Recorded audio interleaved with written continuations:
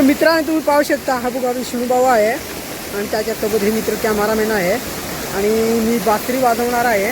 तर बघा बासरी घेऊन आला आहे आणि आपलं पंखाचं ते घेऊन आला आहे मी आणि माझं आता होईलच तुम्हाला तर माहिती आहे.